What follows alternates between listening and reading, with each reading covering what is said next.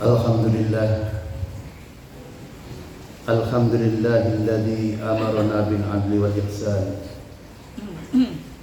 Asyhadu an la ilaha illallah wahdahu la syarika lah wa asyhadu anna Muhammadan abduhu wa rasuluhu la nabiyya ba'dah.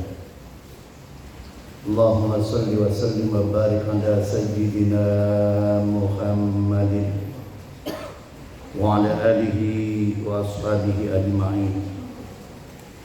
A'udzu billahi minasyaitonir rajim. Bismillahirrahmanirrahim. Innallaha ya'murukum an tu'addul amanati ila ahliha wa idza hakamtum bainan nasi an tahkumu bil 'adl. Wa qala Nabi sallallahu alaihi wasallam, kullukum ra'in wa kullukum mas'ulun 'an ra'iyatihi. Amma ba'du fa ya ibadallah, usikum wa nafsi bitaqwallah wa ta'atihi la'allakum tuflihun. Hadirin kaum muslimin sidang Jumat rahimakumullah. Marilah kita tingkatkan takwa kita kepada Allah Subhanahu wa taala dalam arti takwa yang sebenar-benarnya takwa. Mengerjakan apa yang diperintahkan oleh Allah dan meninggalkan segala apa yang dilarang oleh Allah, baik dalam keadaan sunyi maupun dalam keadaan ramai. Kaum muslimin sidang Jumat rahimakumullah, kekuasaan dalam pandangan Islam itu pada hakikatnya adalah amanah Allah yang diberikan kepada seluruh umat manusia. Allah menegaskan, inni ja'ilun fil ardi khalifah, sungguh akan aku jadikan manusia untuk menjadi khalifah di muka bumi.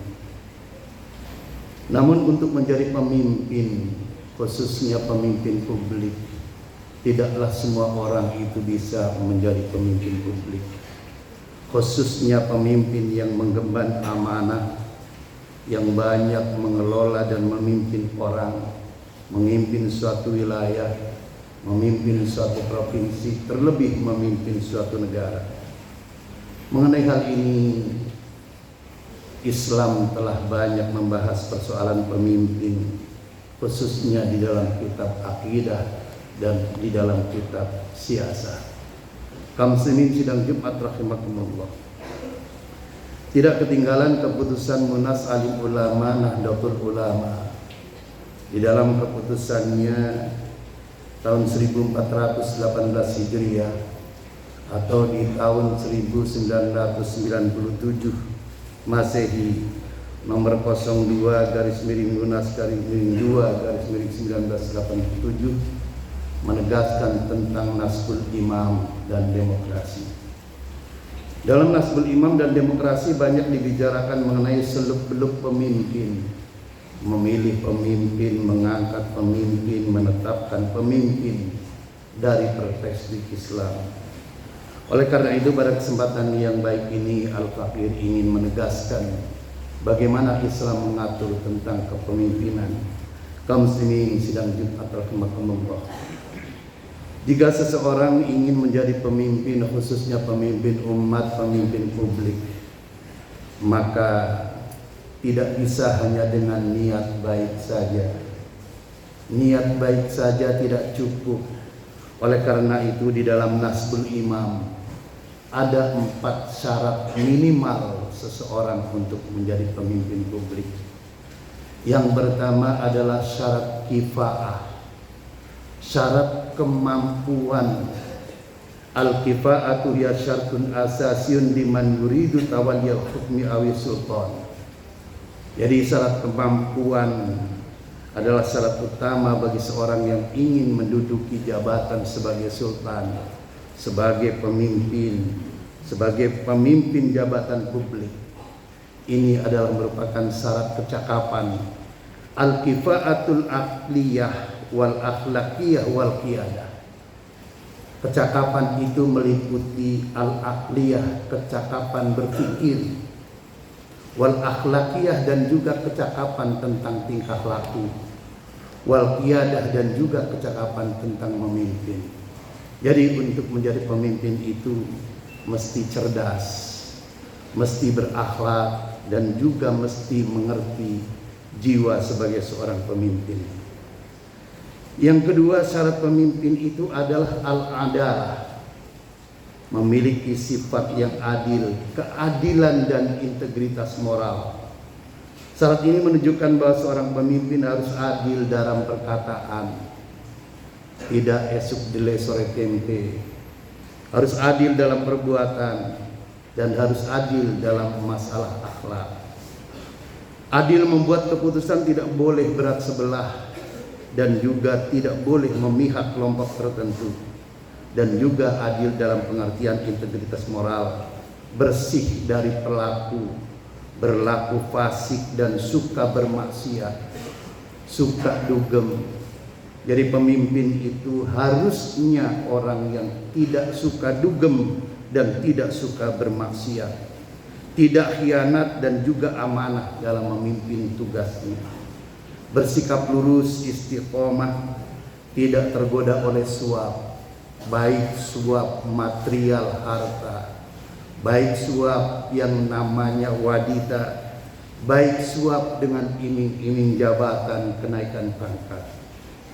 Dan syarat yang ketiga untuk menjadi pemimpin adalah al-ilmu, berilmu pengetahuan, memiliki wawasan kebangsaan yang luas, termasuk ilmu agama, ilmu sosial, dan kemasyarakatan, mengerti mana mafsadat dan mana maslahat, mana yang bakal timbul sebuah kerusakan dan mana yang bakal berkonsensi kebaikan. Terlebih menjadi pemimpin di abad yang ke-21, bagaimana mau mencerdaskan kehidupan umat bila pemimpinnya kurang ilmu? Bagaimana mau mensejahterakan umat, mensejahterakan rakyat kalau pemimpinnya tidak mengerti ilmu ekonomi politik, termasuk politik global?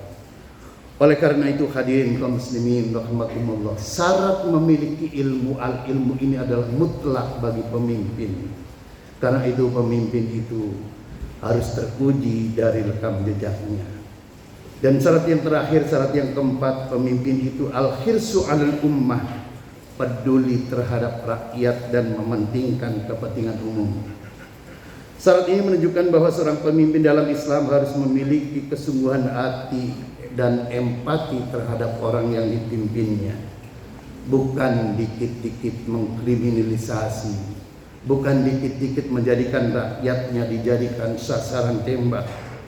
Oleh karena itu hadirin kaum muslimin sidang Jumat rahimakumullah, menjadi pemimpin itu tidak boleh mengejar semata-mata menjadi pemimpin dalam pengertian untuk memperkaya diri, apalagi untuk memperkaya golongan. Karena itu pemimpin itu harus peduli rakyat dan kepentingan umum. Itu meliputi ar-raghbatu fi khidmatin nas, berkeinginan kuat menjadi pelayan umat, menjadi pelayan rakyat.